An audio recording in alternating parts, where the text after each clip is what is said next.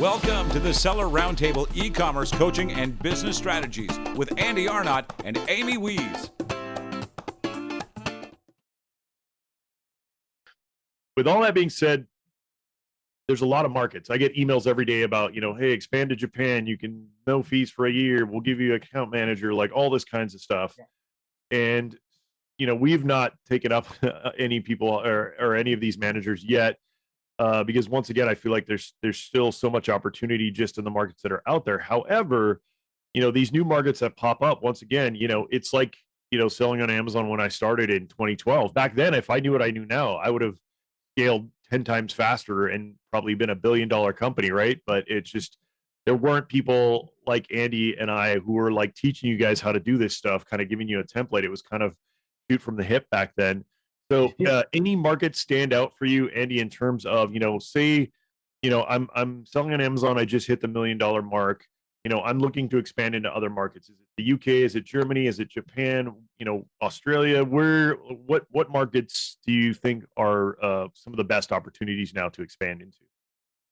So I'm slightly biased, in all honesty. So I think the European market, and we'll come back to individual which countries work best to start off with in a moment. Europe, Japan, Australia, India, UAE. Possibly. I think that everyone should be looking to have a presence on there, and everyone should be looking to expand to some of those over the coming years. But actually, the market share, like Australia, there's 30 million people in Australia, and the size of the country is ginormous. So, the inroads there is really, really tough. They're slowly working on that. Do I think that Australia is going to be epic soon? Yeah, totally. Because I think everyone is fed up with eBay in most parts of the world. And I think that Australia is fed up of eBay. There's some massive eBay sellers that come out of Australia. It's phenomenal. And, those people are like switching to Amazon. A lot of those switched to US Amazon.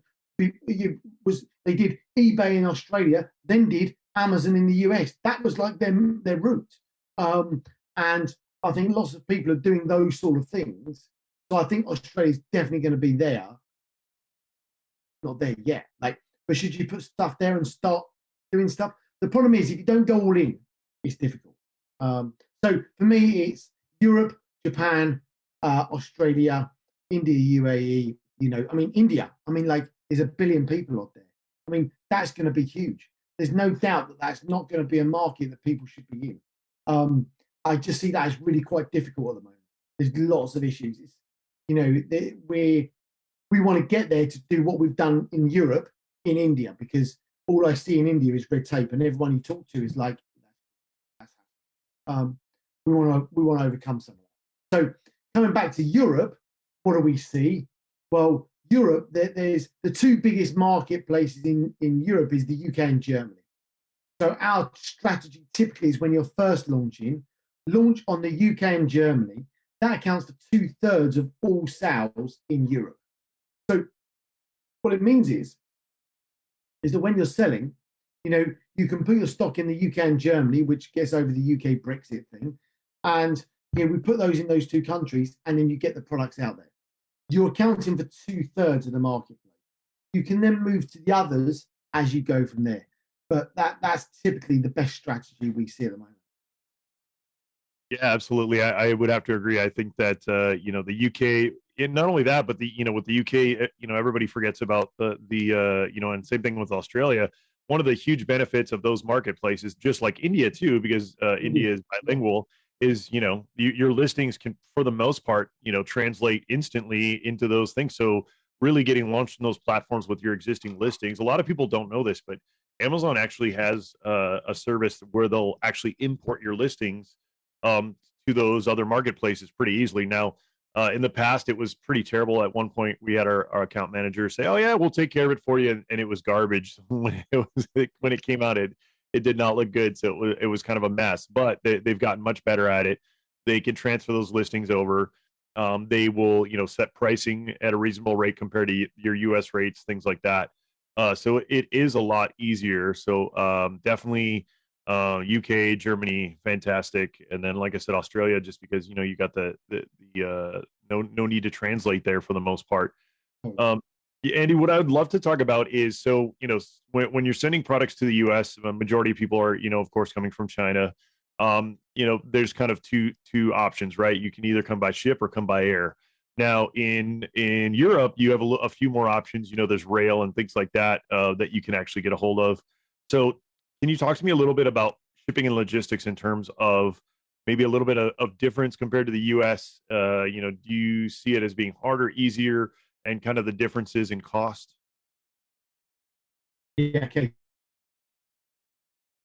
I think that, I mean, you shipping from China right now, the two things that we see is we mainly use air and sea. Exactly the same. No one uses rail, or very few people use rail. You can use the Siberian Express, I can't remember the exact name of it. It comes across the whole of China, Russia, Mongolia, and all the way into Europe. Hardly anyone uses it. It's not particularly effective.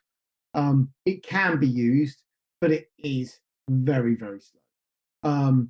And it's not effective at all. So very, very few people use that. So most people are shipping air and sea. From China, obviously, same as the US. Small cartons, yeah, you can send from China, but everything else needs to come in a container. And we're seeing the same problems you're seeing. Containers, we've got one client we're working with at the moment. They ship around 700 containers a year. They can't get containers out of China. Like, we're supporting them with that. They use somebody else at the moment. They've just started using us because we can find containers a little bit quicker and easier. But it's containers from China. Everyone's got the same problems with containers from China. They're extortionately expensive, and no one's got any containers, and the ships are full, and people keep on parking their ships in between the Suez Canal. So all of those things have an impact on shipping. But in essence, it's the same route. It's shipping out of China. It's 30 days from China into the UK or Europe. It comes in. It's by far the most economical way of doing it, even though the prices have gone up by 5 to 6 times in the last 18 months. It's still by far the best way. Yeah, absolutely. So the other thing that I would love to talk to you about, because I think this is something that's kind of untapped. So, once all the issues with China started in terms of the tariffs and all this kind of trade war, people started to go to alternate sources, right? We got Vietnam, Philippines. People are starting to look elsewhere, India. But what a lot of people don't realize is that there was a small increase in manufacturing in the U.S. That was over the last 3 to 5 years. There's a lot more focus on that, partially because of the Chinese situation. But what a lot of people don't realize is that Germany is still a major manufacturing hub. So could you talk about maybe, do you have any clients who are sourcing in either the UK or Germany and then just selling to that local market? So in other words, sourcing from a German company and then selling in the German market. We have, in all honesty, we have very few sellers that are doing that. We've only got a handful that are making that work. And the main reason for that is they just can't get here to come and have a look in most cases. But Germany does manufacture. Poland manufactures quite a lot. There are some Eastern European states that do a lot of manufacturing. I just don't think they're geared up for the processes and the systems. Like, in all honesty, China is like Vietnam and Philippines. Everyone's looking to switch away from China for a million different reasons. But they've just got it so dialed in China. It's not impossible to leave that because that's where they're going to fall foul. But it's really, really difficult to find another manufacturer that's as effective at the same price, at the same scale that you need. And everyone's not quite in tune with that in Europe, definitely. But I think there's a whole load of Eastern European cities and countries that would be epic at that. And I think that some of that comes down to exactly that you've had for the last 10 years is that sourcing agent. Where's the sourcing agent in Europe? And how does that sourcing agent find those factories? And they just aren't the sourcing agents at the same scale of what there is in China. I mean, you could walk into Shenzhen and walk around. All right, I appreciate you walking in Shenzhen. It's a pretty big area. We first time we went there, you go to Shenzhen. Okay, we want to go from one factory to another factory. On the map, it looks like it's 20 minutes away. It's like a 4-hour cab journey. But you soon regret that pretty quick. So there's lots of things you learn. But, exactly the same in Europe. I think that sourcing period will happen over time. But they're never going to be able to compete as effectively. But there are companies that can do, depending on what product you're doing, you source the raw materials and it gets pulled together here. So there's an element of pull the raw materials together and then make it happen in Europe actually could be a way to go. That could be a half-house measure, which would mean if you did that because of Brexit, you could move things backwards and forwards relatively free between the two countries, UK and Europe, because it was made in Europe. There's a whole load of rules around that, but you get what I'm saying. Yeah, absolutely. Yeah, that's a great point. I think honestly, the biggest problem is there's been nothing even close to, Alibaba or things like that, where there's kind of a central marketplace where, not only is there manufacturers that can, create custom, stuff from scratch, but, the private labeling and white labeling, like that's in Amazon, that's how most people start out, right? Is to find a product, maybe change it a little bit, put their brand on it and sell it. So I think until some of these other countries kind of get that figured out, I completely agree. And just like you said, sourcing agents and things like that. But I think it's going to have to happen, especially if some of these, theories about the COVID-19 being manufactured in the lab, if that comes, people don't realize if that comes out that, that is what happens and there was a cover up there, the supply chain will probably end up breaking down because all these other countries, unless China says, hey, we're sorry, we're going to make amends by doing X, Y, and Z, which I honestly don't see happening. Then you're talking about a whole new game, folks. So, hold on to your chairs for that one. But I think if that were to happen, what that's going to do is crowbar other countries to get back into manufacturing it. And as hard as it will be in the short term, I think that might need to be what happens for the sanctity and safety of the world. Because if you have manufacturing complete, I don't know what the number is, but it's probably got to be 90% or more of manufacturing done in one country. That's an immense amount of power to wield over the world. So trying not to get too political here, just throwing that idea out for people to think about, that it could be a bumpy ride. Well, I'll tell you what, Andy, what I'm going to do is I'm going to create a sourcing agency in Europe. When I say agency, what I mean is I'm going to start creating a list of all the manufacturers that I know of and start putting that together, because actually, you thinking about what you've just said there and thinking about some of our thoughts and discussions we've had, we've already talked about that. We've got clients that want places that they can make up stuff. Well, actually, that would just be the next step. So actually, we just need to find that and make that happen, because you're quite right. As we move into the next step of what happens over the next 5 years, if that happens, no one will want to buy anything from China. Like, it would just be vetoed. They'd be like, I'm not buying anything from China ever again. Yep. Actually, every product on Amazon is made in China. So you're talking about shutting a marketplace down. When you talk about history repeating itself, which it does, we know that Amazon won't be the biggest company in the world in 10 years' time, in most likelihood. So something's got to happen to switch that and change that. That could be the catalyst. I'm not saying it is, by the way. You didn't hear this here first, but you're right. That could happen, and that catalyst could happen, and people need to be aware of that. Yeah, absolutely. I've said this for years. I was like, Amazon.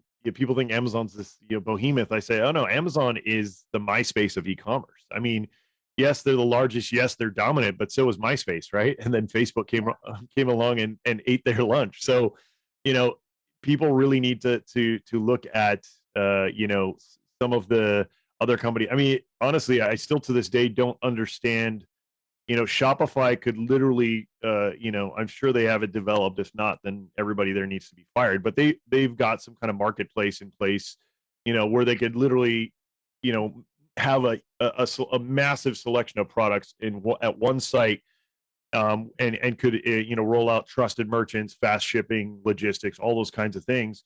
And all of a sudden now Amazon's running for the hills because Shopify's only charging a monthly fee rather than a percentage of the sale, or I mean, there's a lot of opportunity and a lot of things that could happen, like you said, in the next 5 to 10 years. I think the e-commerce space is going to change immensely. I think the manufacturing is going to change immensely. Just geopolitically, I think that it's inevitable. So I think coming into that, Andy, with that Shopify piece, is that what happens is certainly a lot of Shopify sites, they just look like spam. Now, when you get a decent one, it doesn't look like, I get that. But what a lot of people are doing, certainly in UK, is they find a product on Facebook, it's advertised on Facebook, they go to the thing, they look at it and they go, I'm not sure this looks shit. I'll go and buy that on Amazon. Right? That's sort of the process. Now, if Shopify came out with something like that, and we work with a lot of Shopify sellers because we from our fulfillment side, we do a lot of direct to consumer. So, obviously they need us to do that. What we're finding is that actually sellers that are switching, like anyone who sells on Amazon knows you want to try and build a list off of Amazon. There's no secret to that, and it's how you do that. But Shopify creating its own marketplace and pulling that in again with trusted partners would be epic. Shopify, if you're listening to this, we'd love to be your fulfillment partner in Europe. Just saying. And I'm also open for consulting because I've already thought all of these things through Shopify. So you've already got the blueprint. I refuse to move to Canada. However, I love Canada. I love Canadians, but I will not live in Canada. I'll visit all the time. But so, Andy, one of the other things we love to do kind of at the end here as we wrap up is, if you're like a lot of entrepreneurs, business owners, things like that, you're probably into always learning and watching and listening, and any books or podcasts or people or anything like that you've seen or heard or watched recently that have made a really big impact either on your personal growth or on your business. Yeah, this part's epic. I mean, the whole education piece for me is critical. If you don't stop growing as an individual, then that's when you're gonna stall. I've sort of got that in my head that if I'm not learning, then everything will stall because I'm not learning. Sort of it. So I think that in the journey of our business has gone through, we've sort of been, touch wood, we've done great over the last few years.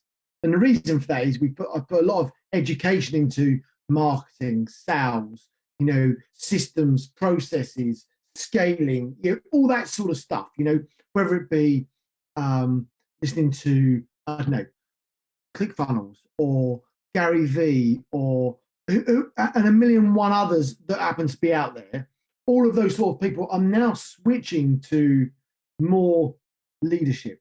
So as our business has grown, it's now a case of our business doesn't need all of those things because we've got epic people leading all of those departments. What I actually need to do now is to learn to lead an epic team of people better. So, all right, I could do that before because I'd already done it and we'd already grown. But how do we make that epic? So I've got a bit obsessed with John C. Maxwell and all the 1,000,001 books he's done. So I've been, I don't read, but I listen to audiobooks. I go to the gym at 6 every morning, and for an hour and a half every morning, I plug it in and I'm listening to a different book. So I'm slowly working my way through those books. And it's a case of my philosophy was always about go away and learn. My philosophy now is go away and learn, but make sure it's relevant for the journey that you're currently on or where you want to get to. Because what happens is you go through these stages, and if I was still learning about marketing, I should still stay relevant with marketing. And what I do is I listen to podcasts on marketing, sales, education, e-commerce, to almost keep me dialed in. But then I read books and listen to books to educate myself, to get myself to the next level. So hopefully that was useful for someone. It certainly worked for me. And making sure you're aware of that journey you're on. Yeah, absolutely. One of the things that I've recently noticed is, I'm one of those people who I'm the same way. I don't read, I don't have patience for that. And I like to multitask, right? So I'll usually drive and listen to Audible, like when I'm going to pick up my kids or do whatever. Um, but one of the things that I have noticed is you can overdo it, right? I mean, because once you kind of have to, I say go and listen to a ton of business books, but once you really kind of resonate with somebody or some process or some way of doing that thing, whether it be like marketing or business or personal growth, I think you have to kind of gravitate and kind of turn your focus to those people once you find out who they are and try to stay on that. Because if you try the newest, latest, if you're doing the 4-hour work week and then just the one thing, and then, it's all these different kind of theories and ways of doing things, and they all, work differently for different people. But I think that you can overdo it in terms of, trying to learn too much to pull away from actually doing, right? So you have to learn, but then you actually have to get to work and start doing. So that's one of the things that I've been kind of paring back my learning in terms of, I've already done, e-commerce for over, I mean, I've done internet businesses since I was 19 years old. So I've been doing this for a long time. So I'm starting to be more trusting in my knowledge and what I've done thus far, and a little less in trying to learn new things, right? I mean, like you said, you always have to stay up, but make sure you're having a good balance there. I think that's so true. What I like to do is I've read a lot of those books you sort of just talked about there, all those different books. And I don't think I've ever taken all of one philosophy. I've sort of taken bits from all of them, whether it's the morning routine, the 4-hour work, like all of them. Actually, I take the bits that really work for me, because just because they work for one person in one state in the States doing one particular thing, that's not going to work for me. You've got to take the bits that you work and the bits you like. Like that whole get up at 4 a.m. in the morning thing, that works for some people. It just wouldn't work for me. Like, I get up at 5:30 to go to the gym, yes. That's still pretty early, but that's workable for me because I get 7.5 hours sleep every night.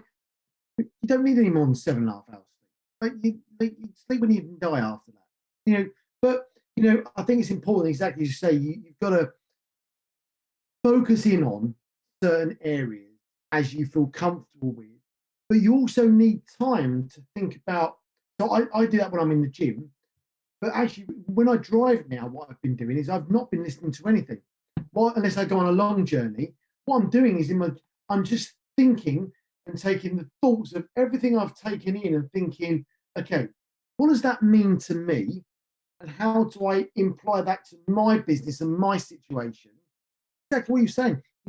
Your 5 businesses, which include the kids. Like, how do you, it's not just about the business, it's about the balance of life and everything else. And we all get and I think gentlemen are worse at this, and I can be shot down, but I think gentlemen are slightly worse because they get side pulled into the work because it's naturally instinctive to what we do. And I've definitely got a better balance to do about that every day. But fortunately, my kids are almost grown up, so I'm very right soon. Yeah, I'm looking forward to that day. I definitely noticed once the third one came along that my hair and my beard got much grayer, and my bags under my eyes have grown immensely. But like I tell everyone, they're the hardest and best thing in the world. So Andy, it's been a great pleasure to have you on. Great combo. I really appreciate you being here. Let people know where they can find you. Yeah, well, thank you very much for having us. It's much appreciated. It's been great coming on. So my name is Andy Hooper from Global E-commerce Experts. If you Google Global E-commerce Experts, will come up. If you hook me up on LinkedIn, Andy Hooper, the go-to e-commerce guy for Europe, basically. I'm pretty much connected with most people in e-commerce in one way or another. Obviously, you can find us on Facebook, Instagram, YouTube, and everything else that goes with it. But just reach out. If you need some help, reach out, say hi to me. Is probably the best stop. And then I'll just go, okay, you need to speak to this in my team, and I'll pass you to the right person in the right place. And typically, because it's coming from me, the team act a lot quicker for some reason. I don't know why that is. So then they've got like this, okay, it's sent, it's got to be done straight away. Because I'm like I'm very customer centric. It's got to be done now. Like for the customer, it's got to be done now. Do it now. Do it now. Do it now. And I think that rubs off on the team. So that's quick. So yeah, hook me up on LinkedIn is probably the best place. Awesome, Andy. Thank you again. Everybody, if you didn't catch us live, make sure you go to sellerroundtable.com. You can subscribe to the podcast there. We push it out to YouTube. We've been doing it live so that you guys can watch it on any platform you want. We really, really appreciate everybody who joins us live. If you want to do that, we do it every Tuesday, 1 p.m. Pacific time, sellerroundtable.com/live. Please remember to rate, review, subscribe, all that good stuff. Thank you guys so much for being here. Remember, we stop the broadcast, we stop the recording, and then we do like 5 minutes at the end in the Zoom meeting. So if you want to ask people like Andy questions, then you don't get that bonus content unless you join us live in the meeting. So hopefully we'll see you guys there. Thank you so much, and we'll see you next time on the Seller Roundtable. Thanks for tuning in. Join us every Tuesday at 1 p.m. Pacific Standard Time for live Q&A and bonus content after the recording at sellerroundtable.com. Sponsored by the ultimate software tool for Amazon sales and growth, sellerseo.com and amazingathome.com.